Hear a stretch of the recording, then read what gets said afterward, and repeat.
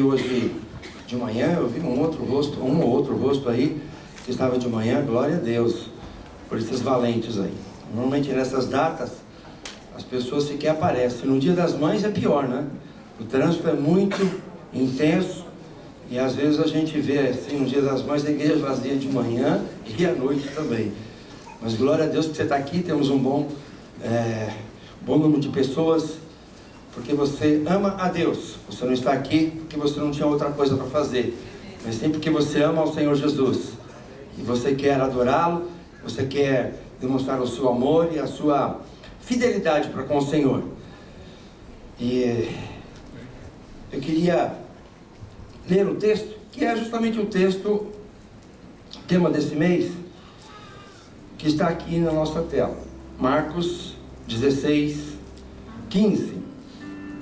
E disse-lhes: vão pelo mundo todo e preguem o Evangelho a todas as pessoas. Esse é o nosso tema desse mês, evangelização. Vamos orar, falar com Deus mais uma vez. Pai, que nesta noite o Teu Espírito Santo aplique aos nossos corações as verdades, Senhor, que nós precisamos fortalecer, Senhor, em nosso espírito. E isto, Senhor, só o Teu Espírito Santo, Senhor, porque somente Ele é capaz de nos convencer. Não são as nossas palavras, como disse o apóstolo Paulo, Senhor, que as nossas palavras que a minha palavra não consiste em palavra persuasiva de sabedoria humana, mas em demonstração de poder, para que a fé dos nossos irmãos não se apoie nas palavras, mas no Teu poder. Que assim seja, Pai. Que o Teu Espírito venha aplicar ao nosso coração, levando toda a mente cativa à obediência de Cristo Jesus, para que o Teu nome seja glorificado, para que as vidas sejam edificadas, para que nós sejamos renovados, Senhor, e para que saiamos daqui totalmente, Senhor, cheios, na plenitude, Senhor, do Teu Espírito, para darmos frutos, para sermos um instrumento de bênção para este mundo, para esta geração. Nós oramos assim agradecidos em nome de Jesus. Amém. Amém. Glória a Deus. Eu queria compartilhar com os irmãos nessa noite sobre este tema que é tão empolgante. E aí você diz: pastor, tem certeza que é tão empolgante assim? Porque evangelização é uma coisa que com o passar dos anos está simplesmente ficando esquecida pelas igrejas, de forma geral. Eu comecei a, irmãos, pregar o Evangelho em praça pública. Eu tinha 17, 18 anos de idade. E nós, lá na nossa igreja, nós tínhamos trabalhos e nós pegávamos os jovens. E quando você conhece a Praça Cornélia, ali na Rua Clélia, Praça Cornélia na Rua Clélia, e tem uma igreja católica grande no fundo da praça, e nós fazíamos um trabalho evangelístico ali na frente daquela igreja, naquela praça, e nós estendíamos um fio e pegávamos energia elétrica de um boteco. O boteco dava energia elétrica para nós. Nós dávamos um dinheiro para ele depois e usávamos para ligar guitarras. Guitarra, contrabaixo, bateria, tinha bateria, microfones e jovens cantando. E fazíamos o trabalho ao ar livre e levávamos, domingo à tarde, levávamos muitas pessoas para a igreja. Mas isso com o tempo foi se perdendo, foi se tornando desinteressante. E hoje não se faz mais isso. Na realidade, as igrejas, elas estão esquecendo a sua finalidade básica, que é anunciar o Evangelho e propagar o reino de Deus nessa terra, e ganhar vidas para Jesus, porque isso é o que importa, é o mais importante. E eu vou falar sem nenhum receio de errar, que a principal função da igreja, irmão, é evangelizar. Você concordando comigo ou não, a principal função da igreja é evangelizar. Você pode gostar muito de cantar no coral, você pode gostar muito de ser um adorador na igreja, você pode muito gostar de ser um instrumentista, de ser um professor, de ser um profeta, seja lá o que for. Mas a principal função da igreja é evangelizar. E Jesus deixou isso muito claro nas suas últimas palavras, quando lá no final de Mateus, Jesus, ele separou justamente aquele momento final, pouco antes dele ser recebido aos céus, lá em Mateus 28, verso 19, são as últimas palavras de Jesus, é o penúltimo versículo de Mateus. Jesus diz: ide, portanto, fazei discípulos de todas as nações, batizando-os em nome do Pai, e do Filho, e do Espírito Santo. O que tem de diferente aqui? É que Jesus diz que nós devemos fazer discípulos. E evangelizar é não somente ganhar vidas para Jesus, mas trazê-las e fazê-las vidas que fiquem na presença de Deus. O maior evangelista do nosso tempo, Billy Graham, disse que você precisa de 10% para ganhar uma vida para Cristo, mas você precisa de 90% de esforço para deixar essa vida na presença de Cristo, para discipulá-la e deixá-la na presença do Senhor Jesus. E eu queria já desde o início dizer o seguinte, que nós precisamos desfazer uns mitos que nós temos, que às vezes nós estabelecemos para nós mesmos, não que fomos ensinados, e achamos muitas vezes que evangelismo é um dom, e esse não é o meu dom é outro dom. Mas será que está correto associarmos o evangelismo, a evangelização a um dom? Se é um dom, porque todos fomos ordenados a executar, a fazer, a evangelizar. Se é dom, por que Jesus diz que todos nós devemos fazer, se isso é um dom? Não é um dom. Você pode procurar na Bíblia, vai procurar lá na relação dos dons, em Gálatas, e em outras passagens, que você não vai encontrar o dom de evangelização. Você tem ofício de evangelista. Você tem apóstolos, profetas, mestres, evangelistas e pastores. Não existe hierarquia entre eles, um não é maior que o outro. Mas são ofícios. O ofício do evangelista, aquele que tem paixão, que tem amor, que a sua alma queima pelas vidas. O evangelista, ele é semelhante, tem uma similaridade com o missionário. A diferença é que o missionário, ele vai para outras nações, de outras línguas. O evangelista é aquele que evangeliza em qualquer lugar, em qualquer tempo e em qualquer hora. Eu tenho certeza absoluta que tem vidas aqui que tem essa paixão, que tem esse amor dentro de si. Alguns talvez nem tenham descoberto isso ainda. Alguns nem tenham ainda percebido que existe isso dentro de si, porque o Espírito Santo precisa despertar e trazer isso à realidade. Então, a primeira coisa, não é dom, irmão. Não fala assim, eu não tenho dom, isso não é meu dom. Isso aí, tem pessoas que são chamadas para isso. Aonde? Me mostra na Bíblia que o chamado é para todos. O pastor Ronaldo pregou domingo na noite passada, e ele falou alguma coisa sobre isso, que não existe essa coisa. Nós criamos dentro da igreja algumas coisas como departamento de evangelização. Não existe isso, irmão. Pessoas, isso aí é como departamento de evangelismo. Irmãos, isso faz muito tempo.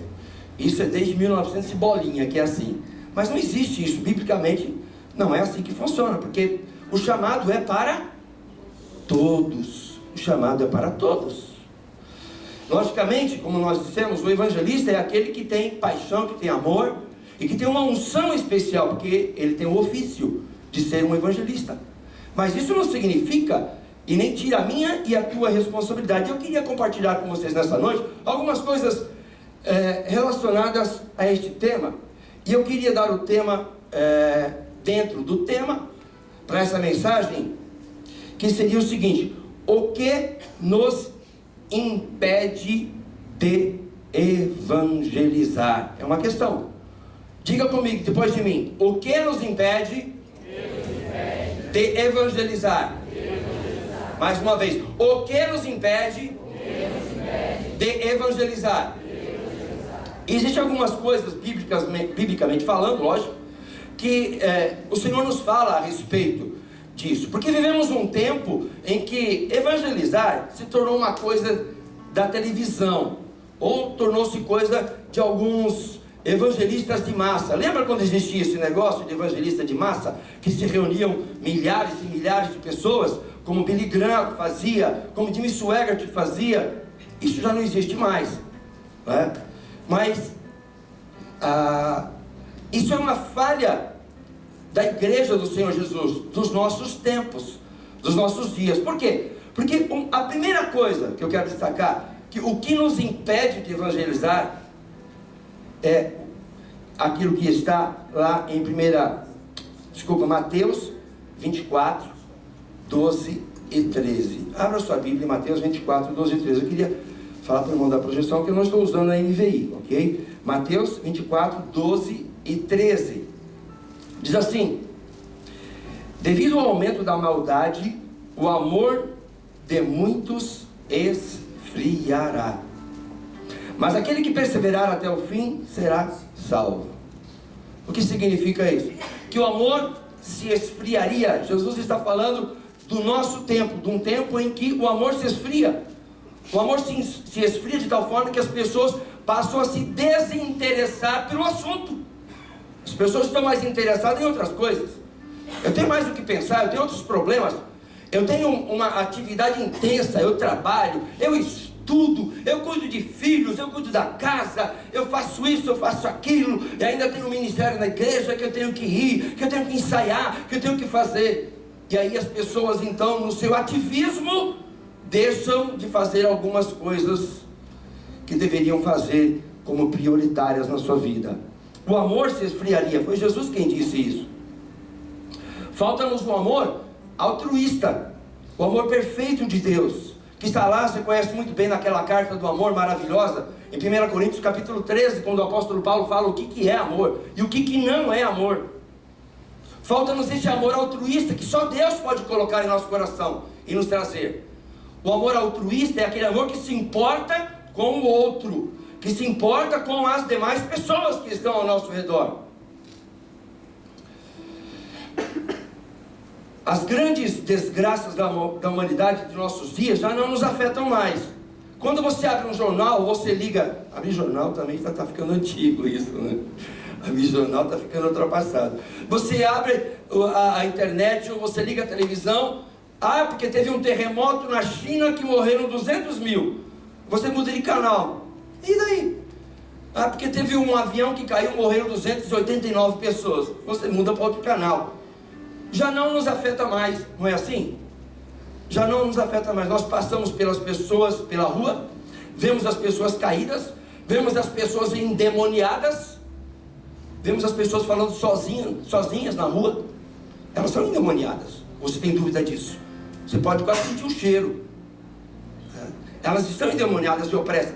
Nós passamos direto. É como a parábola do bom samaritano. Nós estamos nos esfriando e deixando para que o outro faça, porque eu tenho mais o que fazer, eu estou muito ocupado, eu tenho outras coisas mais importantes. Deus me quer em outra área, Deus me quer em outro lugar. Outro dia eu vi um homem de Deus, servo de Deus, dizendo assim: evangelismo, essas coisas, eu não gosto disso, sabe? Era um pastor. Eu não gosto disso, eu prefiro não ir, eu prefiro ficar aqui, porque eu não dou muito bem com isso. Mas um pastor falando isso precisa revistar o seu chamado, então, porque todos nós somos chamados para falar de Jesus, para pregar o Evangelho, para evangelizar. Sabe qual é a solução para isso? Deus é amor. Quanto mais perto dele você estiver, mais amor você terá para transmitir. Nós estamos tão apegados às coisas do dia a dia, às rotinas, às nossas obrigações, às nossas responsabilidades, porque eu tenho que pagar isso, porque eu tenho que pagar aquilo, porque eu tenho que fazer isso, porque eu tenho que fazer aquilo, e deixamos de nos relacionar com Deus cada vez mais, e muito menos nos aproximamos de Deus. Irmãos, a relação com Deus, ela só vai nos fortalecer e vai trazer mais amor ao nosso coração. Nós nos carregamos em Deus. Quando nós estamos distantes e afastados, e ligados e preocupados somente com as nossas coisas, e não colocamos Deus em primeiríssimo lugar nas nossas vidas. Buscai, pois, o reino de Deus em primeiro lugar, e a sua justiça, e todas as demais coisas vos serão acrescentadas. Quando nós tiramos isso da frente dos nossos olhos, porque nós não queremos ver isso, É interessante, não é mesmo? Você já se deparou com situações que você está lendo a Bíblia, daí tem um determinado versículo, e aquele versículo te incomoda? Já aconteceu isso com você? Que ele te incomoda, e você passa rapidamente os olhos por cima pela leitura e vai para frente. Ou então aqueles que selecionam seus textos bíblicos. Aí eu vou ler Salmos, e ler Salmos. Ou então ler caixinha de promessa, né? E não deixa Deus falar. E vou dizer para você algo que você já sabe há muito tempo. O primeiro e a maneira mais usual de Deus falar comigo e com você é com a sua palavra. Você pode ouvir a voz de Deus no meio de um louvor, de uma música.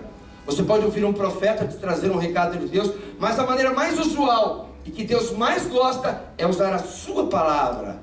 Não fique selecionando textos e passagens que você gosta, porque são as mesmíssimas, e a sua vida passa a ser uma mesmice. Você passa a ser um crente ordinário. Deixa eu explicar o que quer dizer isso. Não é uma ofensa isso. Ordinário é uma coisa comum. É a pessoa que vive medianamente. Ele não está acima nem abaixo. Ele preferiu viver medianamente. Já que eu não posso fazer melhor, então eu também não vou atrapalhar. E ele fica então vivendo uma vida mediana. Do jeito que está, tá bom. Do jeito que está, tá bom. O amor se esfria. E aí a gente vê que o relacionamento nosso diário com Deus está sendo comprometido com estas atividades, com o ativismo que nós temos, que nós abraçamos. Aí você fala, mas que culpa que eu tenho? Eu vi uma frase essa semana interessante, dentre aquelas muitas que não serve para nada, que você recebe pelo WhatsApp e tal. Eu vi uma interessante que dizia assim: por que você está reclamando que o vento trouxe uma grande confusão e uma grande desordem dentro da sua casa, se foi você mesmo quem deixou as janelas abertas? Está entendendo? Se foi você mesmo quem deixou as janelas abertas. Nós somos mestres em achar um culpado para os nossos problemas, os nossos defeitos, as nossas falhas. E se você já achou alguém para colocar a culpa, está resolvido, não é assim? A nossa consciência, a nossa alma fica mais tranquila, porque a culpa então não é minha. A culpa não é minha, eu estou fazendo a minha parte. Primeiro ponto. O segundo ponto, por que é que nós temos tanta dificuldade em evangelizar? O que nos impede de evangelizar? É o nosso próprio testemunho. Diga, testemunho próprio. Testemunho próprio. Por causa das nossas falhas de comportamento, pelos nossos erros recorrentes, nos sentimos intimidados, principalmente com as pessoas com quem convivemos, pois essas nos conhecem muito bem pela convivência. O nosso testemunho próprio, ele nos intimida, e ficamos envergonhados, e não sentimos vontade nem desejo, nos sentimos acuados.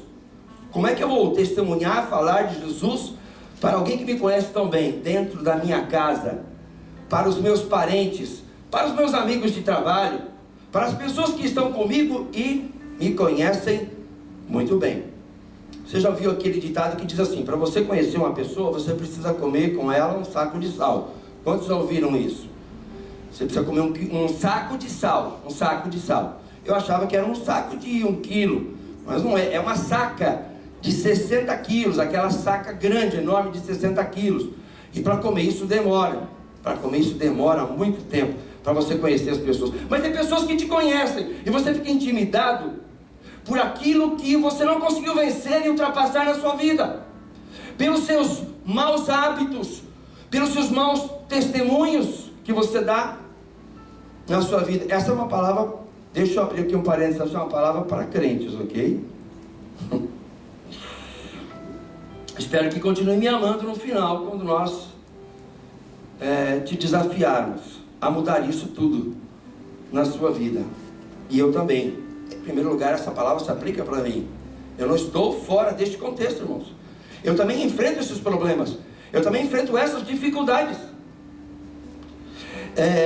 O que mais nos assusta quando nós queremos dar o nosso testemunho e falar de Cristo, as pessoas é ouvirmos aquele tipo de acusação: olha só quem está falando. Mas quem é você para dizer isso? Olha a sua vida. Como você pode dizer isso? Então nos sentimos intimidados, então ficamos no nosso canto. É como dizer assim: eu não vou mexer com o diabo não vai mexer comigo. Eu não vou mexer com isso, né? E isso não vai me trazer riscos, eu não vou me colocar em alguma situação de vergonha, vexatória. Nós deixamos de ser adolescente. O adolescente, ele tem muita vergonha, ele tem medo, muito medo de sentir vergonha. Mas crescemos e ainda continuamos sentindo vergonha de algumas coisas. Nosso testemunho dificulta justamente o abrir a boca e o falar de Jesus. Por quê? Porque lá em Atos, logo depois de capítulo 2, você vai ver os apóstolos e Pedro dando o seu testemunho e fazendo uma pregação, e mais de 2.000 almas se converteram com a pregação de Pedro. E naquela pregação, Pedro estava dando o seu testemunho, falando lá desde os antepassados, dos patriarcas, mas colocando a sua vida e dando o seu próprio testemunho. E não existe ferramenta, não existe estratégia melhor para você ganhar vidas para Jesus do que dar o seu próprio testemunho. Eu era assim, e Cristo entrou na minha vida. Eu tinha estes problemas, eu tinha estas dificuldades, eu tinha um péssimo caráter, eu tinha uma péssima índole, eu tinha uma carne que dominava todos os meus desejos. Mas Cristo entrou na minha vida, transformou e mudou, e me fez uma nova criatura, como está escrito em 2 Coríntios capítulo 5, verso 17. Aquele que está em Cristo é nova criatura, as coisas velhas já passaram, eis que tudo se fez novo. É verdade? Você pode dizer isso para aquelas pessoas que te conhecem, que andam com você? Estão vendo mudanças na sua vida? Estão aparecendo mudanças na sua vida? A questão do testemunho, ela é tão importante, que a palavra de Deus diz assim, para a esposa. Sabe aquela esposa que o marido não é crente? E que ela vive orando e pedindo a Deus para que ele se converta?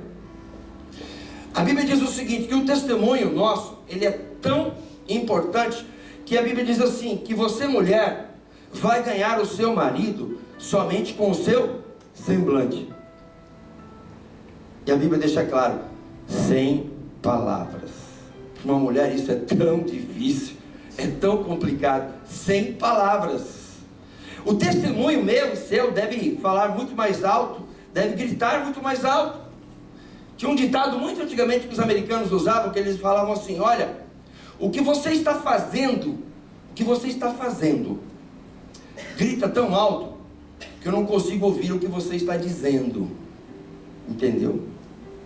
Qual é o seu testemunho? Ele te autoriza, ele te dá poder e graça para você evangelizar e ganhar almas para Cristo, porque este é um dos grandes problemas, uma das maiores dificuldades e barreiras que nós enfrentamos. Em terceiro lugar, o egoísmo. O egoísmo.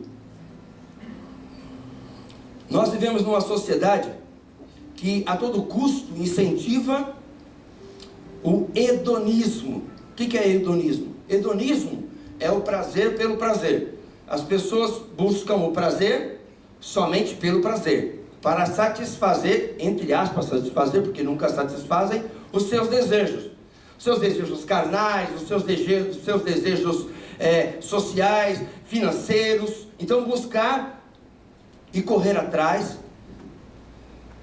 do seu sonho. É mais ou menos isso que a sociedade fala: você tem que correr atrás do seu sonho. Você tem que ir atrás do seu sonho e buscar a sua realização pessoal. É a mensagem do mundo. Isso está assim, gritando lá fora. Você tem que correr e buscar o teu sonho, se realizar, ser feliz, porque afinal de contas você também tem direitos. Você também é filho de Deus. O que importa é o prazer, tão somente pelo prazer. Tem até uma grande loja de eletrodomésticos, que eu não vou fazer propaganda de graça, que no seu jingle, na sua musiquinha, termina dizendo assim: satisfação total a você.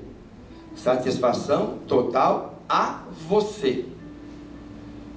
né? Por quê? Porque é o que atrai qualquer pessoa. O que eu quero na vida se não é justamente isso? A minha satisfação, a minha realização pessoal, a ponto de as pessoas olharem para mim e me admirarem.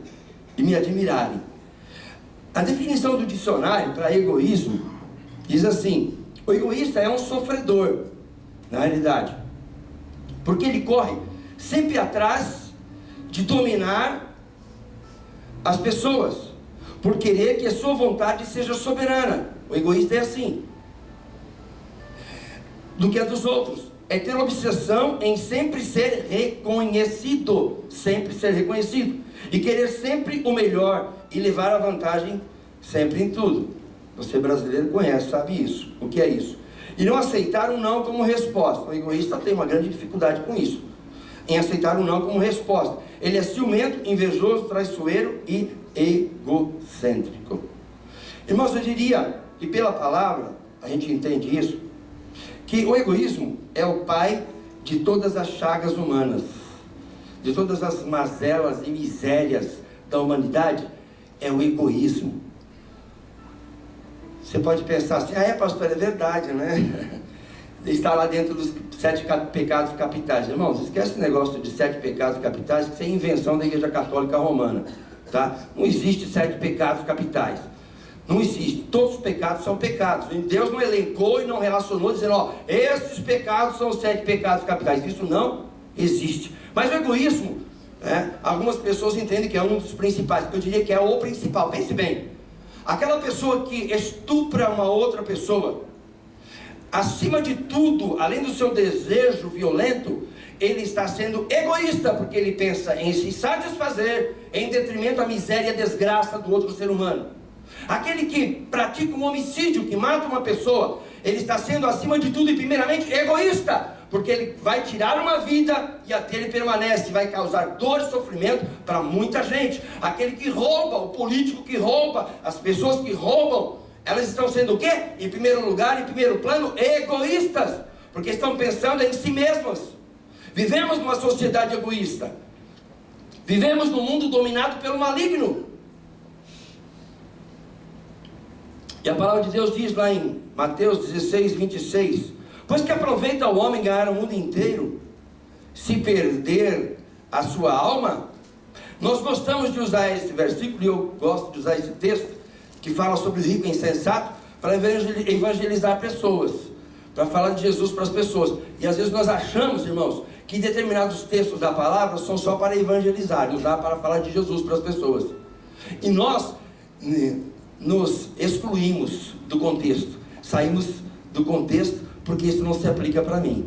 Mas nós estamos trabalhando, estamos estudando, estamos correndo atrás de ganhar coisas, de comprar coisas, de nos satisfazermos com coisas, e de ensinarmos aos nossos filhos também isso através do nosso próprio testemunho. E como que eu faço para me livrar então? Logicamente que através da oração você vai pedir a Deus: Senhor, se existe realmente uma falha no meu caráter ou no meu temperamento relacionado ao egoísmo, que me faz ser uma pessoa e me tornar uma pessoa insensível, que o Senhor retire isso de mim. A solução: faça morrer sua natureza carnal.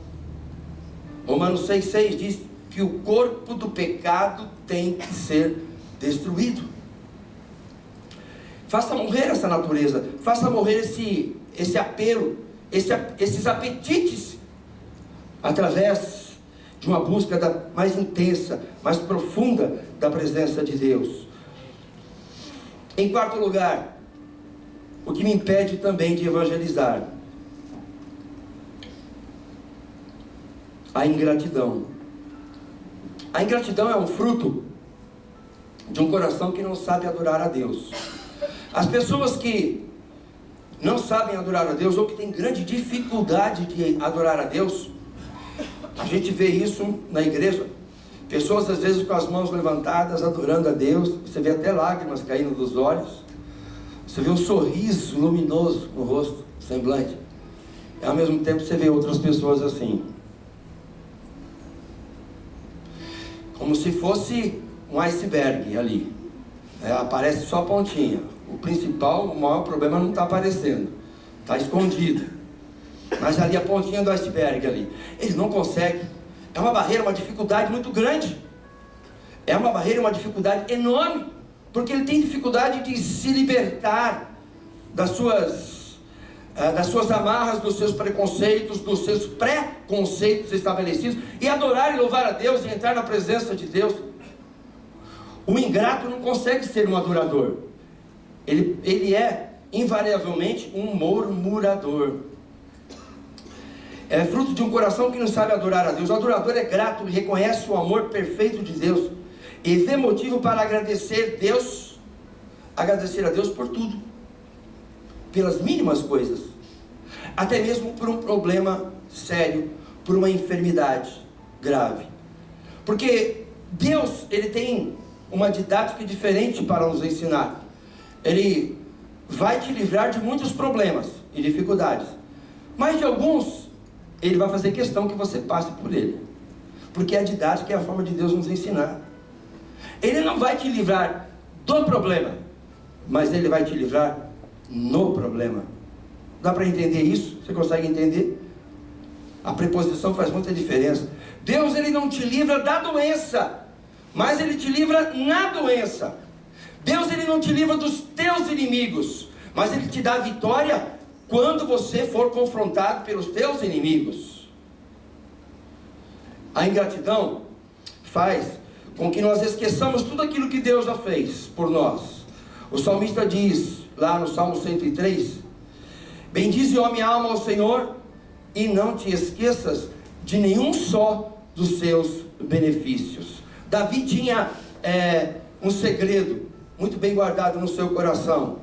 Ele sabia que ele não poderia esquecer tudo aquilo que Deus já tinha feito por ele. Não é você ser saudosista, não é isso. É você se recordar e se lembrar de onde Deus te tirou. É você pensar, parar para pensar aonde que você estaria hoje. E às vezes na minha oração eu começo a falar com Deus exatamente isso: Senhor, o que seria da minha vida? O que seria de mim se eu não tivesse te encontrado? Se o Senhor não tivesse se revelado a mim, aonde estaria eu hoje? O que teria feito eu da minha vida? E começo a agradecer a Deus e pedindo, e estou pedindo a Deus todos os dias: Senhor, não permita que eu tenha um coração ingrato, um coração que não reconheça, um coração que não consegue enxergar os teus livramentos, os teus benefícios. E teve um dia nessa semana que falava com Deus, e levantei cansado de tantas preocupações, e falei com Deus, falei: Senhor, eu quero ter um dia feliz, independentemente dos problemas, porque todos eles estão nas tuas mãos. Como menina dos teus olhos, tu cuidas de mim. Eu sei que o Senhor está cuidando de mim. Eu sei que todas as coisas cooperam para o bem daqueles que te amam. Eu estou firmado na rocha. O Senhor me tirou de um charco de lodo, de um poço de lama, de um tremedal de perdição, firmou os meus pés sobre uma rocha, colocou nos meus lábios um hino de adoração e de louvor ao nosso Deus, e muitos verão isso e glorificarão o teu santo nome. Irmãos, naquele dia eu passei com uma alegria dentro do meu coração que eu não conseguia entender, irmão. Com tantos problemas, com tantas coisas que me preocupar, eu passei um dia imensamente alegre e feliz. Chegou um momento do dia que eu falei: mas por que é que eu estou tão feliz assim, alegre e contente? Qual é a razão disso? De onde me vem isso? Vem justamente do Senhor, vem da minha fonte, que me alegra, que me enche. Um Deus que está disposto simplesmente a dar tudo aquilo que você pede, segundo a sua vontade, que é boa, perfeita e agradável. Senhor, me enche da tua presença, Senhor, me usa, faz de mim um canal, um instrumento, um vaso de bênção nas tuas mãos. Nós temos o texto lá em Lucas 17, de 15 a 17, que nós conhecemos muito bem. É o texto dos 10 leprosos, quando Jesus encontrou aqueles 10 leprosos. Diz assim, Lucas 17, de 15 a 17. Um dos 10, vendo que fora curado, voltou dando glória a Deus em alta voz, e prostrou-se com o rosto em terra aos pés de Jesus, agradecendo-lhe, e este era samaritano. Então Jesus lhe perguntou: não eram 10 os que foram curados? Onde estão os 9? Irmãos, a matemática não mente. Matemática mente? Não, matemática não mente. Tem coisas que não mentem. Números não mentem. Você pega nesse texto e você vai ver que 90% eram ingratos. Foram ingratos. Porque Jesus diz: vão e se apresentem aos sacerdotes. E indo, diz o texto, e indo foram curados. E Jesus ficou surpreso, pelo menos ele deixou claro isso nas suas palavras. Onde estão os 9? Será que Jesus não sabia? Mas ele queria demonstrar a sua surpresa. Somente um voltou, e foi justamente um estrangeiro, um samaritano que voltou. Provavelmente os outros não eram samaritanos, não eram estrangeiros, mas justamente aquele que poderia se dizer: esse aí não vai dar em nada, esse aí vai ser o do contra. Foi justamente aquele que voltou para agradecer a Deus, para louvar a Deus. Qual é a solução para isso? Peça, irmão, intensamente a Deus um coração novo, cheio de gratidão. Peça a Ele que Ele tire esse coração de pedra e te dê um coração de carne. Ezequiel 36, 26. Dar-vos-ei coração novo, e porei dentro de vós espírito novo. Tirarei de vós o coração de pedra, e vos darei coração de carne. É possível um crente em Jesus, que tem o Espírito Santo, ter um coração de pedra? Sim, é possível. É possível. É possível da mesma forma que um crente que tem o Espírito Santo, que é um crente que anda na presença de Deus, ter demônios. É possível. Não precisa ir longe. Jesus, num dos seus encontros com Pedro, disse: quem as pessoas dizem que eu sou? E Pedro trouxe a revelação: tu és o unigênito filho de Deus. E Jesus disse: essa revelação não partiu de você, veio de Deus, veio do Espírito a você. E alguns versículos para frente, Jesus está expulsando o demônio de Pedro, dizendo: arreda-te, Satanás, para trás de mim, porque não entendes os propósitos de Deus. É possível sim que o seu coração esteja ficando petrificado e insensível diante das situações, diante das circunstâncias. É interessante a figura do leproso, porque o leproso, uma das características da lepra, eu já falei isso aqui uma vez, é que a pessoa vai perdendo a sua sensibilidade nos seus tendões, nas suas terminações nervosas. Então ele não sente nada na orelha, né? Pode arrancar a orelha fora, né? Aquelas piadas de apontar o dedo lá e o dedo vai embora, e ele não percebe que o dedo foi embora, né?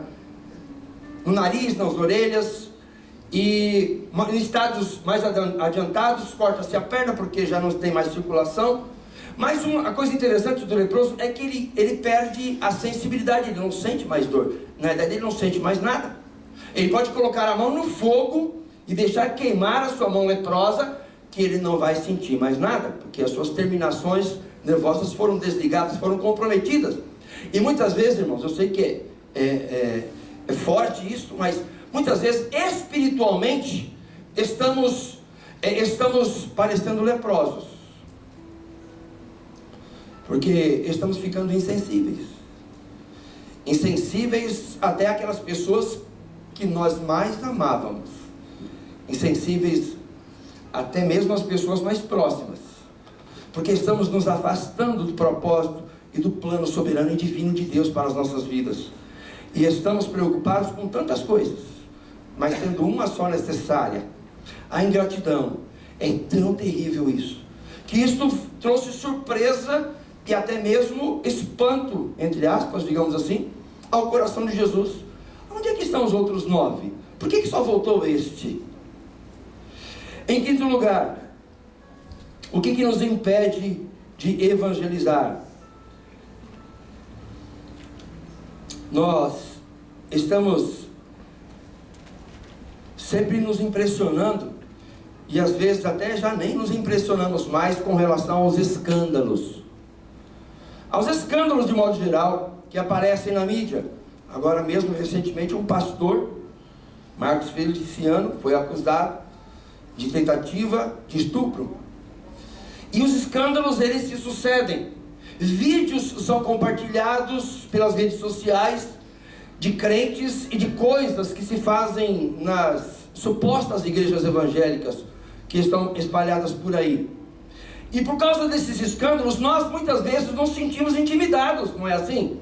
Você fica preocupado, mas eu vou falar de Jesus, eu vou falar que eu sou um crente, eu vou falar que Jesus salva, que Jesus batiza, que Jesus cura e que Jesus voltará, sendo que existem tantos escândalos, tantas coisas que estão aí para envergonhar os evangélicos. Então às vezes nós falamos, é muito difícil evangelizar nos dias atuais, não é assim? Muito difícil, pois existe uma quantidade de escândalos e maus testemunhos por parte de muitos crentes, e isso desacredita a nossa pregação. Esses escândalos, por certo, existiam, sempre existiram, mas não existiam redes sociais. Nós vivemos numa época em que as coisas correm muito seriamente, muito rapidamente, e as pessoas tomam conhecimento e descobrem coisas imediatamente. Quando uma bomba explodiu aqui, dali a alguns minutos isso já está nas redes sociais. Quando alguém comete algum tipo de crime hediondo, rapidamente aquilo se divulga e se espalha. Já está comprovado que uma notícia ruim, preste atenção, uma notícia ruim, ela corre 7 vezes mais rápido do que uma notícia boa. Aí a Bíblia diz assim que o justo não teme más notícias. Não é tremendo isso? O justo, ele não teme más notícias. Por quê? Porque você vai receber uma carga de informação, de más notícias, de coisas negativas, muito mais rápido do que você pode assimilar, do que você pode compreender. 7 vezes mais rápido. E aí então nós ficamos intimidados. Não, mas eu vou dizer o quê? Vou falar o quê? Em parte isso é verdade, realmente. Muitos escândalos, mas eles sempre existiram. Sempre existiram. Jesus falou isso e deixou claro lá em Mateus 18, verso 7. Abra sua Bíblia em Mateus, verso 18, capítulo 18, verso 7. Diz assim: ai do mundo por causa dos escândalos, porque é inevitável que venham escândalos, mas ai do homem pelo qual vem o escândalo. Eu costumo usar justamente a Bíblia para refutar esse tipo de coisa. Mas olha só, você viu lá o pastor lá que está tirando dinheiro do povo, o pastor lá que comprou não sei o que, o pastor que não sei o que lá, aquela igreja que não sei o que. E eu já vou diretamente na raiz do problema e falo assim: olha, a Bíblia diz o seguinte, que cada um dará conta de si mesmo perante Deus. E você?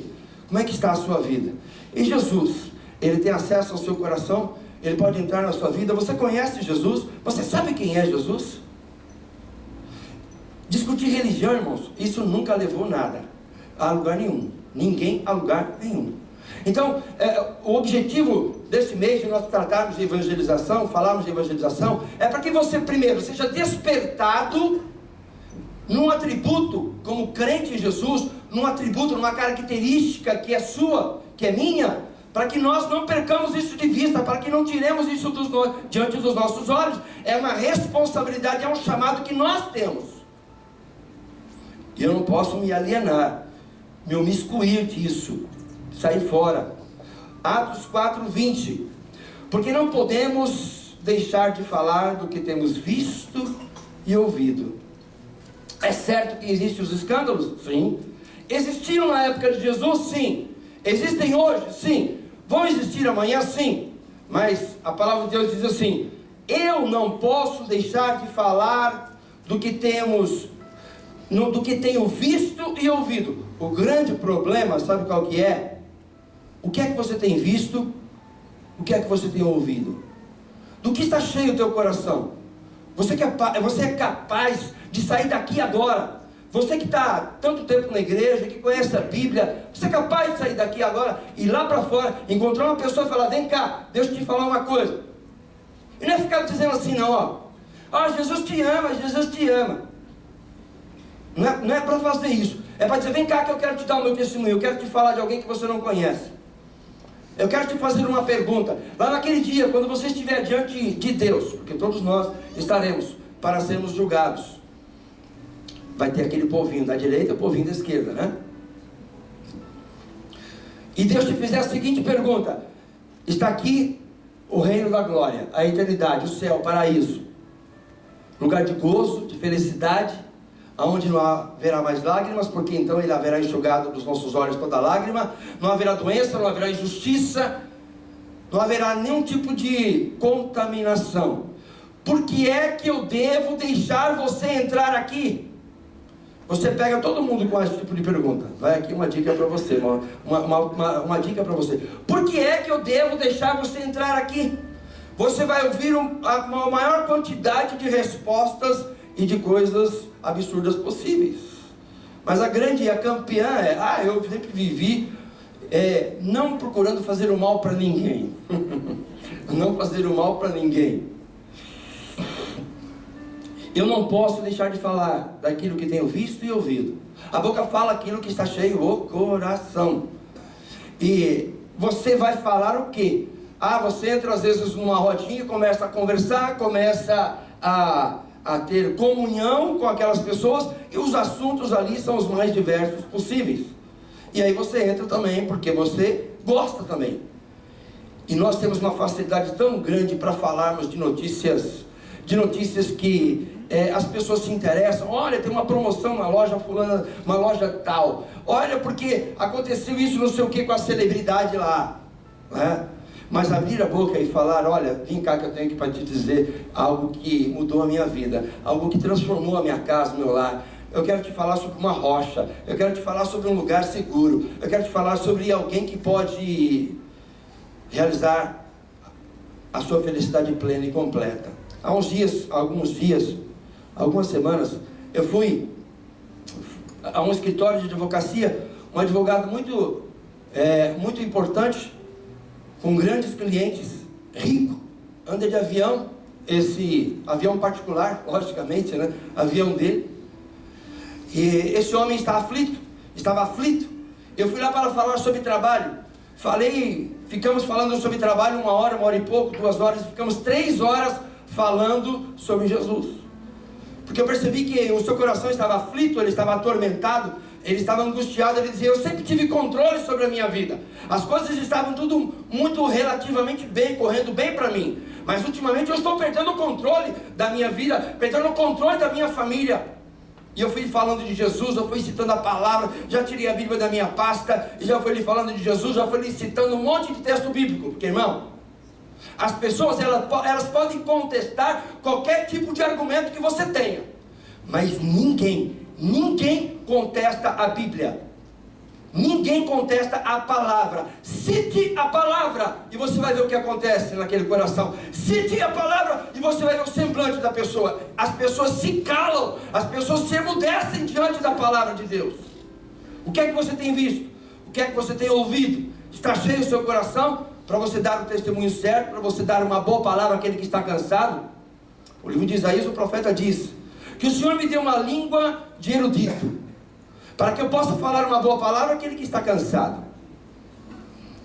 Você tem uma língua de erudito? E aquele homem então começou a ser tocado pela palavra de Deus. E quando eu cheguei num determinado momento, eu falei sobre paz. E quando eu falei a palavra paz, ele parou e os seus olhos se arregalaram, e ele disse: paz realmente é tudo. Um homem com muito dinheiro, um homem já no seu 2º casamento, com vários filhos, com posição social, uma pessoa de respeito entre o meio jurídico, mas queria uma coisa tão simples e tão fácil de se obter: paz. A grande dificuldade das pessoas que não têm Jesus é porque elas acreditam que paz é um conceito, é uma ideia, que paz é algum tipo de filosofia, é algum tipo de mantra, é algum tipo de esoterismo que você deve praticar para que você atinja a luz, que você alcance o nirvana, né? E no hinduísmo, para que você consiga se entender e se compreender e se misturar com o universo, e ficam cada vez mais atormentadas e oprimidas. Paz não é nada disso. Paz não é um conceito. Paz é uma pessoa. E essa pessoa se chama Jesus Cristo. Ele é o príncipe da paz. O que as pessoas mais querem, você não tenha dúvida nenhuma disso, o que as pessoas mais procuram e desejam neste mundo é paz. Elas querem paz. Elas querem viver em paz. Elas querem obter paz. Elas querem conquistar paz. E estão dispostas a pagar o preço que for. Mas sabe o que acontece? Elas não sabem disso. Que isso pode ser adquirido graciosamente. De graça. Que paz é uma pessoa. Que paz é um Deus que está disposto a se revelar. A minha paz vos dou. Não vou lá dou como o mundo a dá. Porque a paz de Deus excede todo o entendimento.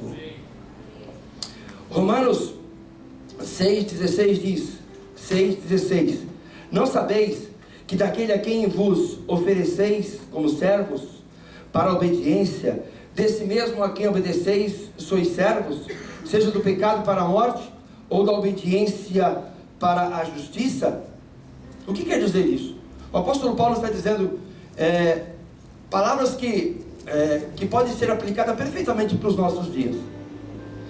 Nós nos acostumamos com determinadas coisas e a elas nos submetemos. Tem muito crente, eu sei que você já cansou de ouvir isso, e tem gente que não gosta. Fazer o quê? Que assiste novela e ele fica se submetendo àquele estilo de vida, aquela contaminação, aquela sujeira que ele está vendo, e ele vai se submetendo àquilo. E é o que Paulo está dizendo. Se você se submete a isso, você se torna servo do pecado para a morte. Você mesmo dá o direito para que o diabo venha, entre na sua casa, na sua vida e traga destruição dentro do seu lar. E aí você não entende por que os escândalos se sucedem, e aí a frieza toma conta do coração. Por quê? Porque o que esses programas apresentam, a televisão, é difícil assistir televisão hoje em dia, muito difícil, porque são diversos canais, eu não sei quantos, mas são vários canais, que tem programas policiais, para apresentar todo tipo de desgraça e miséria humana, programas de baixaria, programas que apresentam pornografia explícita, e assim por diante. E o que Paulo diz, o que a palavra de Deus diz aqui em Romanos 6,16 é: se você se submete a isso, se você aceita esse tipo de coisa, você se torna servo disto. O pecado não terá domínio sobre vós, diz a palavra de Deus. Significa que se ele está dominando, é porque você permitiu, é porque você deixou a janela aberta, é porque você deixou a porta aberta, é porque você fez um convite. Essa semana eu vi algo tão interessante de uma pastora dizendo assim: olha, a aflição ela não pede para entrar, ela vem. A perturbação, ela não pede para o direito de entrar, ela vem. A perturbação, né? O sofrimento, a angústia, a opressão, eles não pedem para vir, eles entram na sua vida, sem você conceder, sem você dar direitos. Mas Jesus não. Jesus diz assim: vinde. Ao passo que Satanás, ele vai e entra com todos os seus, o seu arsenal e as suas armas demoníacas, sem que você dê autorização. Mas se você não bloquear, se você não fechar a porta, se você não fechar a janela, se você não impedir que isso aconteça, você está dando direitos a ele. Mas Jesus não é assim. Jesus disse: vinde a mim, eis que estou à porta. Apocalipse 3:20, eis que estou à porta e bato. Se alguém ouvir a minha voz e abrir a sua porta, entrarei em sua casa, cearei com ele e ele comigo. Jesus, ele não vai jamais ofender e nem ultrajar, violentar a nossa vontade. Em sexto lugar e último lugar, por que é que nós temos tanta dificuldade? O que nos impede de evangelizar? E este é um ponto muito importante, demais, eu diria até. Talvez o mais importante tenha ficado por último. Abra comigo a sua Bíblia, lá em Atos dos Apóstolos, capítulo 1, verso 8. Atos 1, 8. Diz assim: mas recebereis o poder do Espírito Santo, que há de vir sobre vós, e ser-me-eis, o quê? Testemunhas. Quando você evangeliza, quando você fala e abre sua boca para falar daquilo que Deus tem feito na sua vida, você está sendo uma testemunha. O que impede? Muitas vezes, a falta de poder. A falta de poder. Nós não sentimos o desejo, nós não sentimos a vontade, e acima de tudo, nós não temos autoridade, e isso nos acovarda, isso nos torna tímidos, sentimos vergonha, porque alguém que tem o Espírito Santo, alguém que está cheio do Espírito Santo, não sente vergonha, não sente dificuldade alguma, não vê barreiras, não vê bloqueio algum, não se sente envergonhado de na fila do banco falar do amor de Jesus, não se sente envergonhado no meio de um vagão de metrô falar de Jesus, não se sente envergonhado de num corredor do supermercado falar de Jesus. Minha esposa há um tempo pregou o evangelho para uma mulher no corredor do supermercado, e ali no corredor do supermercado essa mulher aceitou Jesus, fez a oração e entregou a sua vida para Jesus. O que nos falta? Autoridade, coragem. O que nos falta? Ousadia. Mas tudo isso vem do Espírito Santo. Não adianta, irmão, a gente pensar e pensar naquilo que estamos ouvindo nessa noite, e você então se determinar. Não, eu vou ser determinado, eu vou sair daqui e vai ser tudo diferente hoje, porque a partir de hoje eu vou fazer isso, eu vou fazer aquilo. Vai fazer nada se você não tiver poder de Deus, se você não tiver o Espírito Santo agindo na sua vida, se não tiver a mão de Deus sobre você, você não vai conseguir mudar, você não vai conseguir fazer qualquer tipo de mudança de rotina, não vai ter qualquer tipo de vontade ou desejo, porque isso vai ser amortecido, porque isso vai ser sugado, porque isso vai ser tirado de você pelas preocupações e ansiedades dessa vida.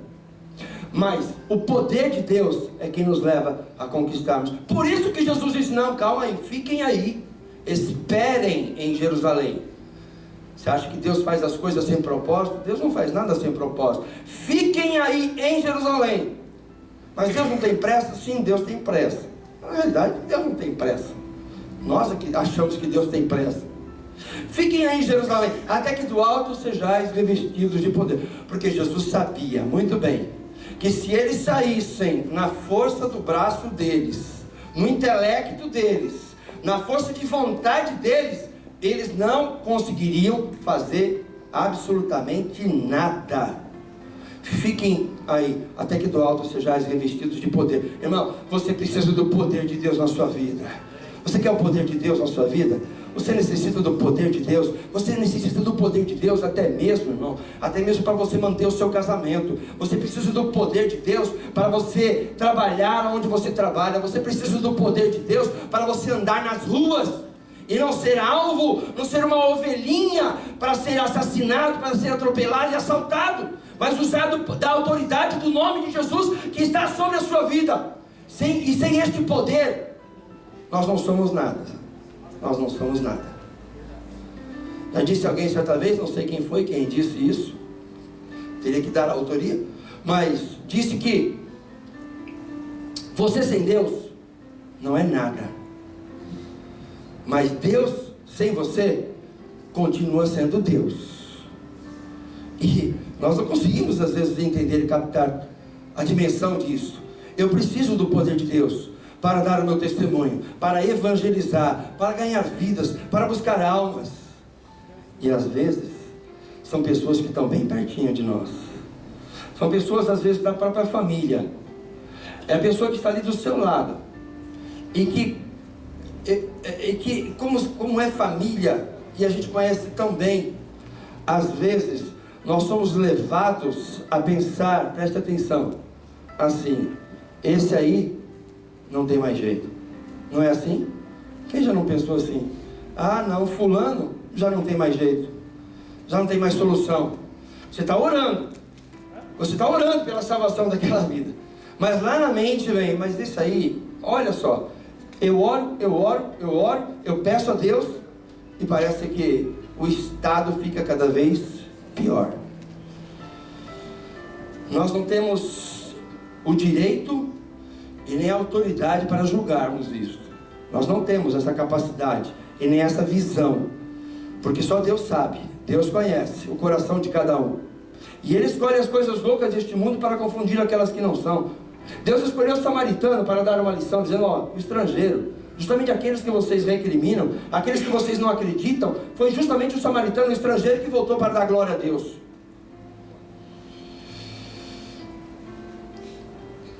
A capacidade de evangelizar vem de Deus, através do Espírito Santo.